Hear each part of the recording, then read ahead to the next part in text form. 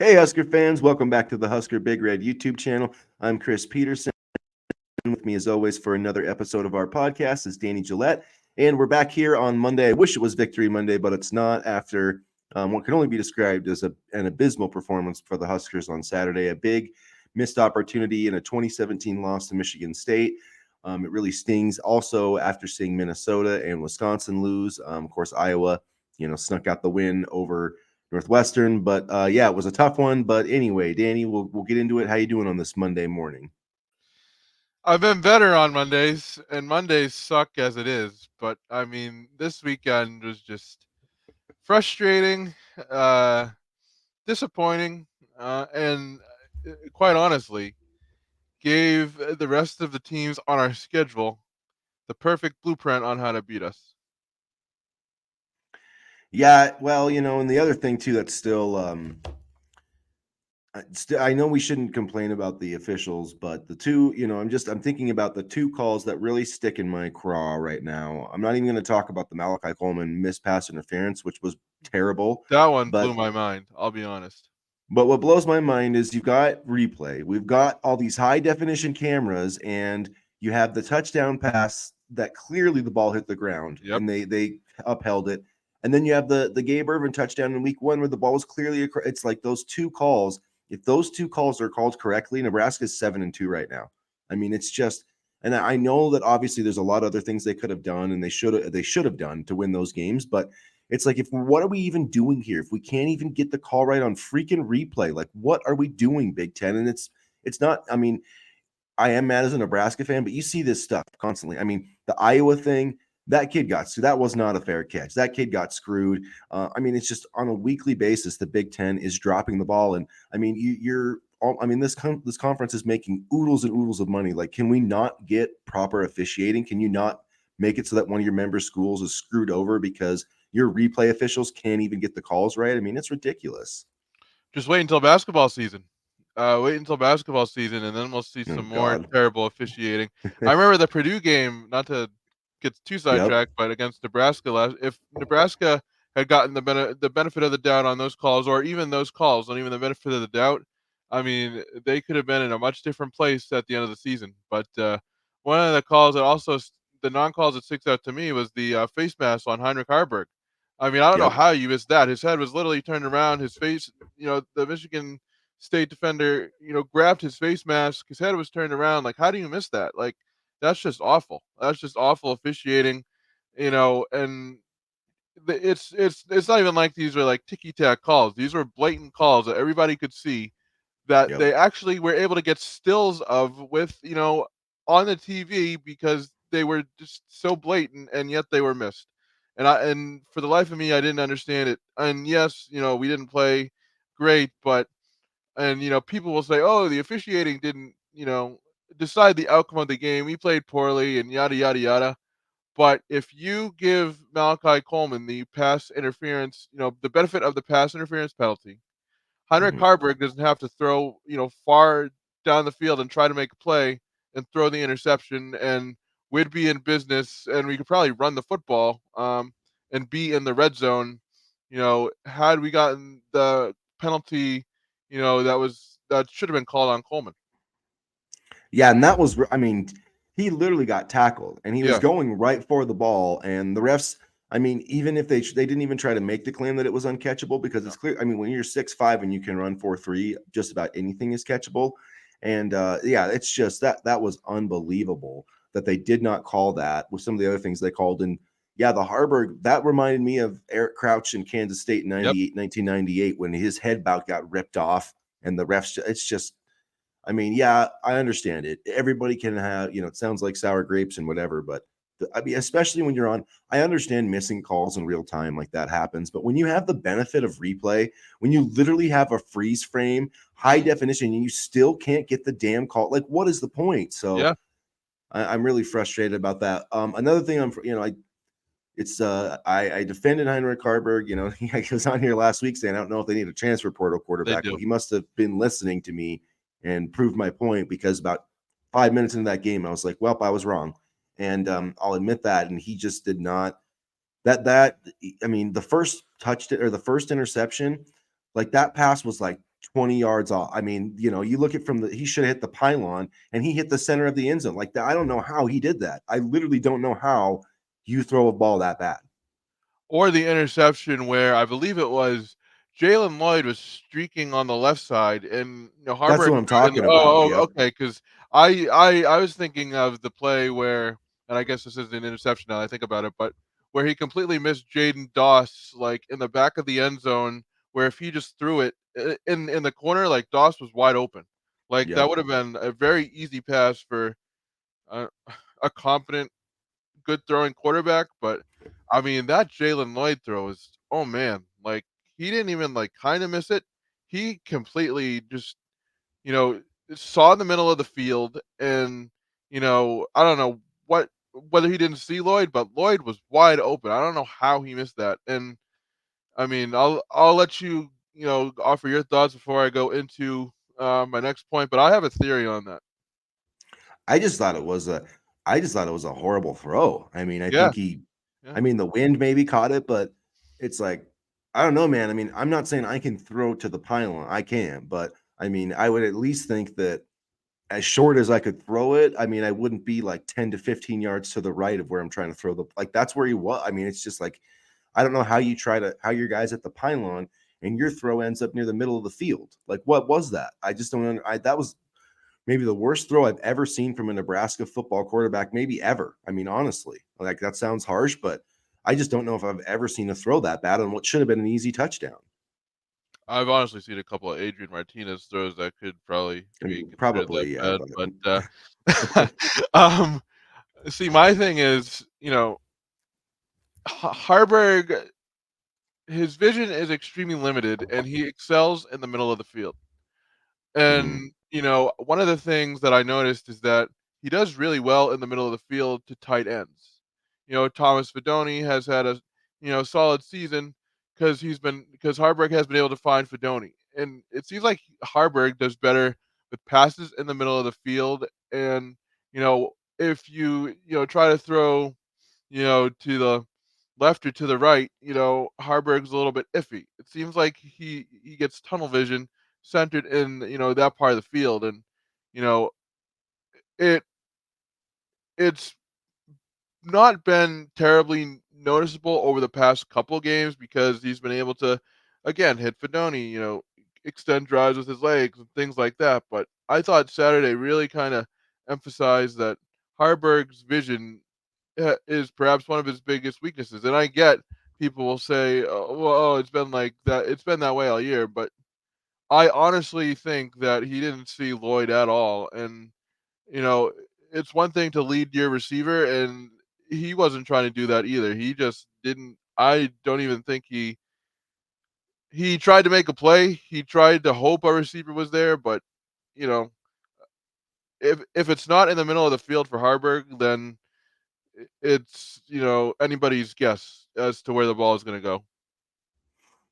yeah, I agree with that. And he doesn't for one thing, he doesn't throw the ball well, but beyond that, he doesn't read defenses well, No. and his pocket awareness is terrible. I mean, the offensive line was bad on Saturday, but he didn't help either. I mean, he just is dropping straight back Yeah. sometimes, and the tackles are trying to push him wide, and he's just dropping right back into where they're blocking him to. Yeah. And it's like, and then, he just doesn't see the field and he starts, if he doesn't see his first read, he tucks it and starts running.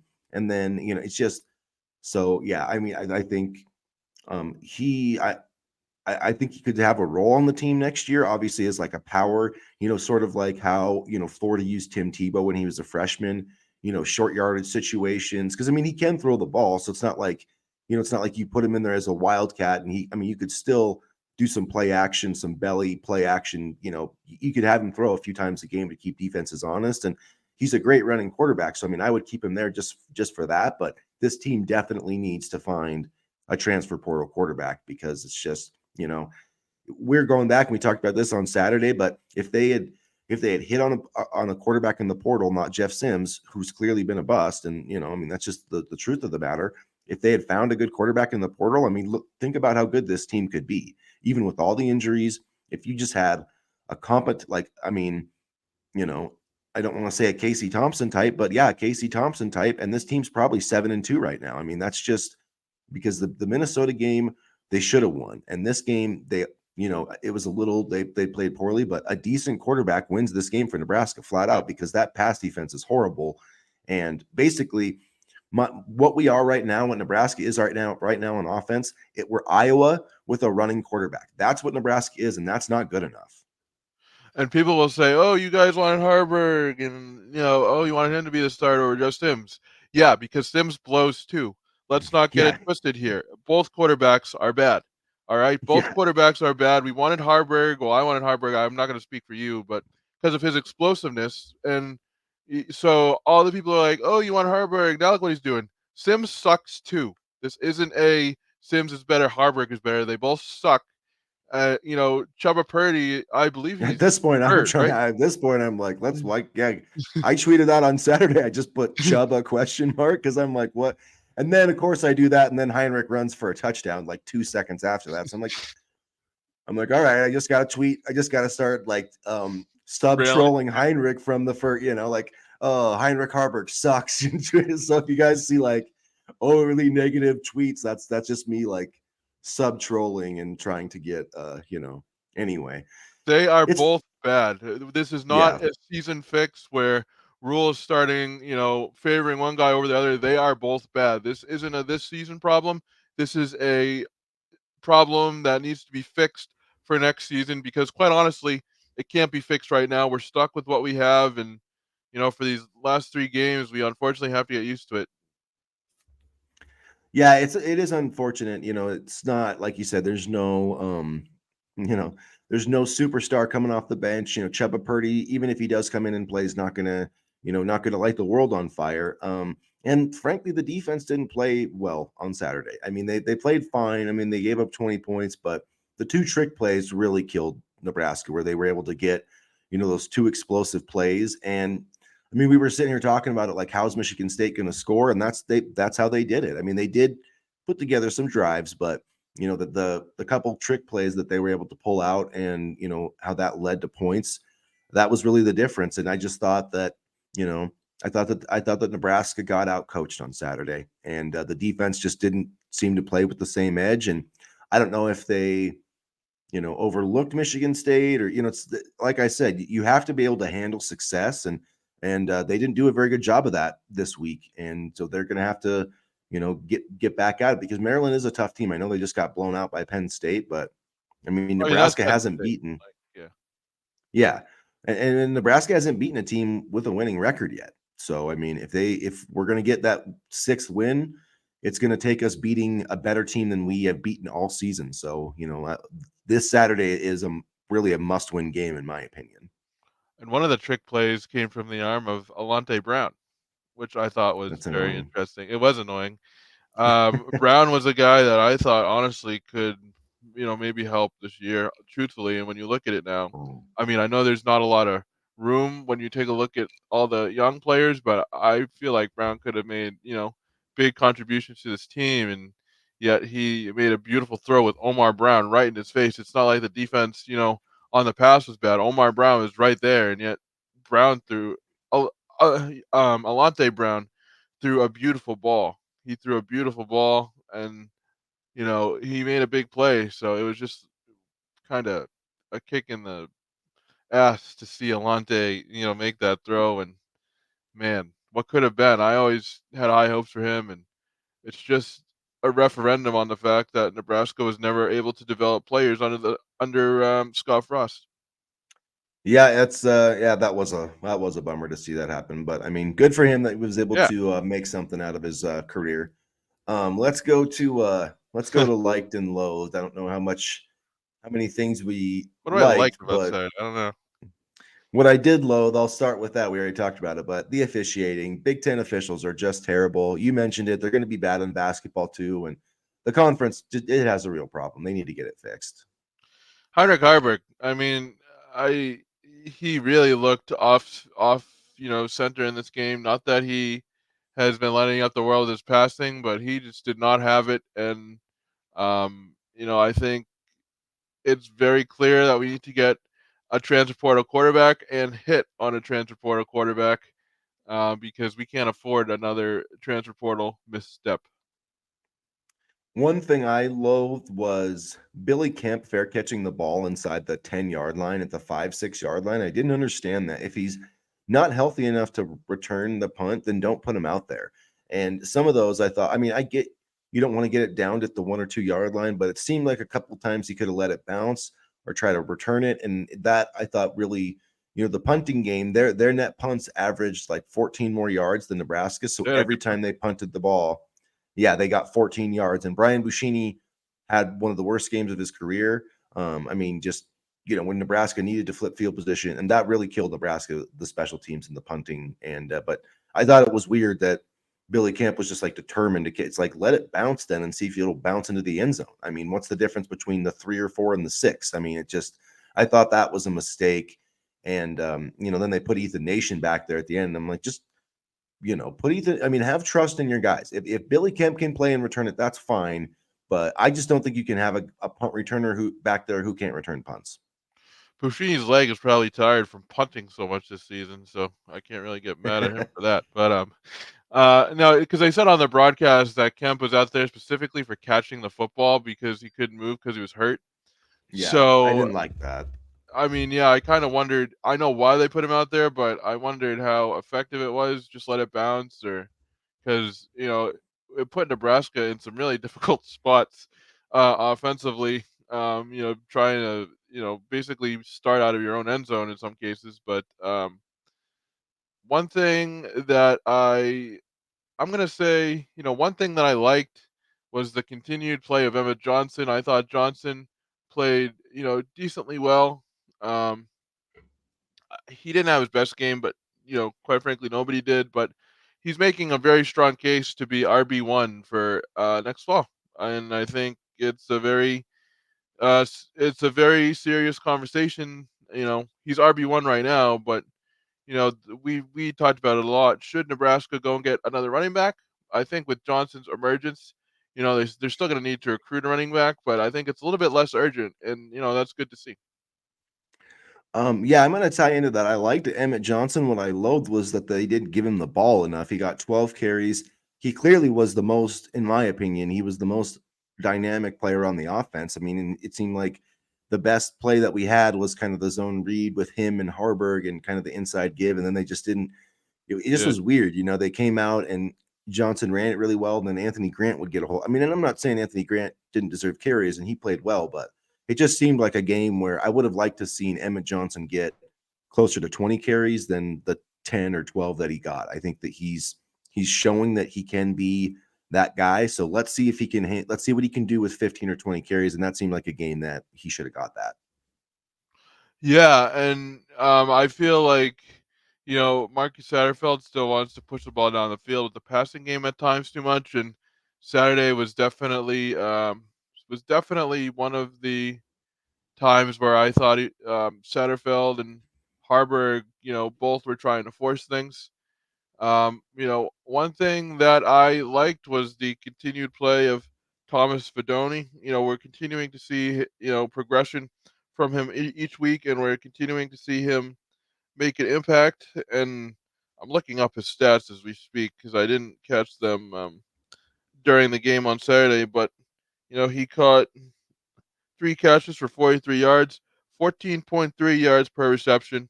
I mean, that's that's pretty solid on a day when the passing offense couldn't get a lot going. He's averaging just over 11 yards per reception, 11.5. So he's continuing to be a factor in this offense, and I think honestly he's one of the players on offense that has benefited from Harburg because there's that connection there, and it was very evident early on in the season, and it's continuing to be, quite honestly, a staple of this offense.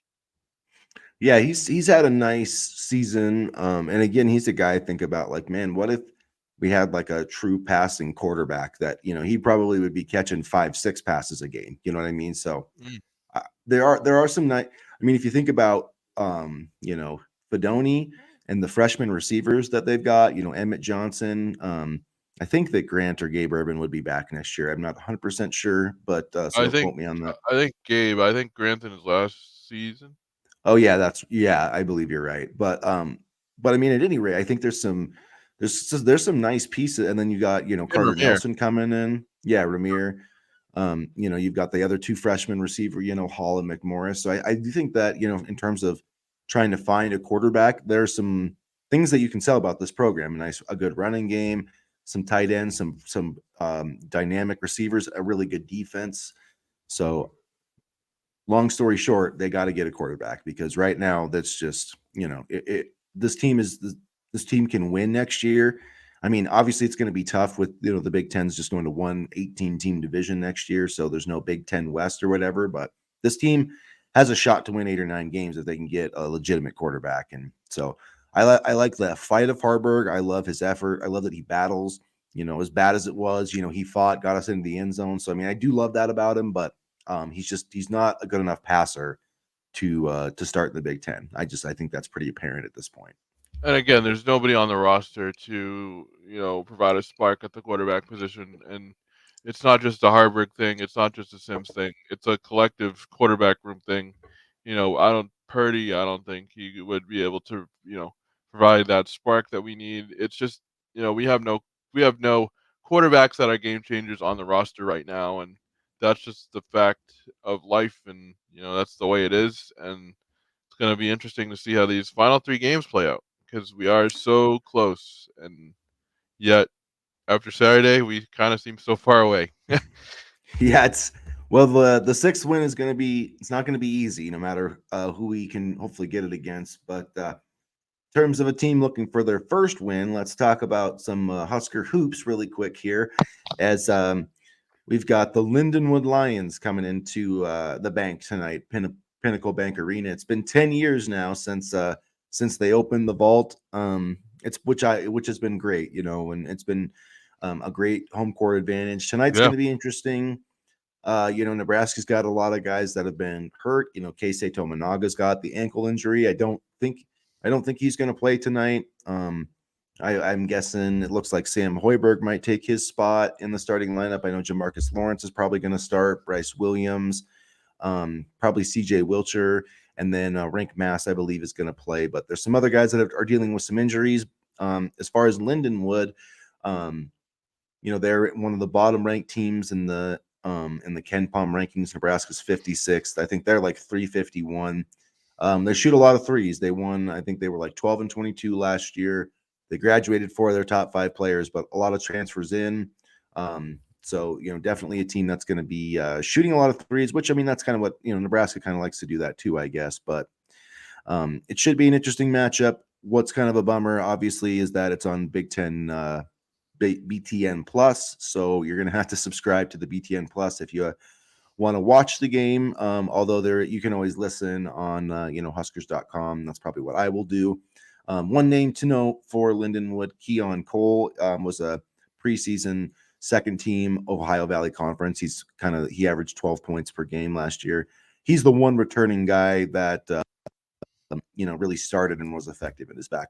Everybody else essentially is transfers, which isn't new. I mean, Nebraska has quite a few transfers coming in here too, so it'll be interesting to see how Fred Hoiberg can meld all that together starting tonight.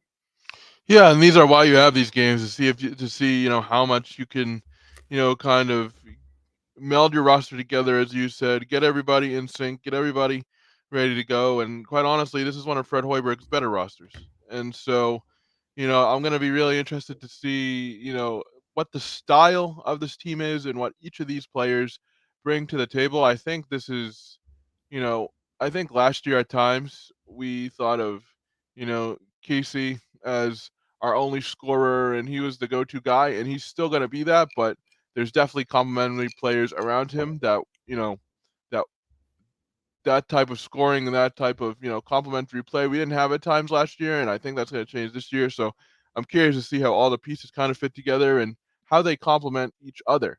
And because it's not easy necessarily assembling a team full of transfers and new faces. So I mean, it all starts tonight, and I hope it starts off on the right foot. Nebraska, yeah, 22 point favorite.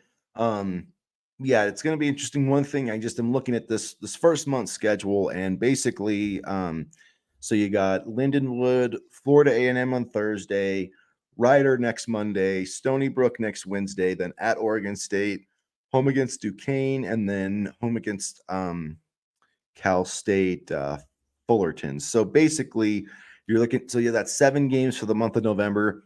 So 5 of those games are on BTN Plus, folks. So I don't know if you're interested in all in that. This might be a month to subscribe to it because that's where most of these games are going to be. The Oregon State game is on Peacock. Duquesne is going to be on Big Ten Network. So I mean, it's really kind of a bummer that basically 6 of the 7 you can't even by subscribing to the Big Ten Network you can't watch 6 of the 7 opening games this season for Nebraska basketball, which I find to be frankly quite disappointing from the Big Ten Conference. Well, I find that like even Saturday's game, not to switch sports, but against Maryland's on Peacock, and I have Peacock, so it's not a big deal for me. Little humble brag there, but I mean it is frustrating that like we're already paying like $75,000 a month for TV, and now we got to pay for, you know, and that's the thing. Not to get off into a tangent, but you know, by the time you subscribe to all these streaming services, they're almost as much as cable. Yeah, or So more. it's Yeah, yeah, so it's really a pain in the neck, and I'm glad there's not any marquee matchups this month for Nebraska basketball, and because I don't want to miss out on any of the action, but I refuse to subscribe, and because after basketball season, I probably won't use Big Ten Network Plus again, or I'll just forget about it, and then it'll be a waste of money. So I don't know. It's annoying. Like, make it accessible for the fans, and it's just a money grab, and I get it. Everybody wants to make money, but man, it's annoying. well, and it's like, yeah, I think you can sign up for like basketball only games, but it's still like $10, and it's like, dude, that's more than Peacock. You want me to pay more than Peacock to watch? It's just, To watch yeah, like and 4 so many games. less games, yeah.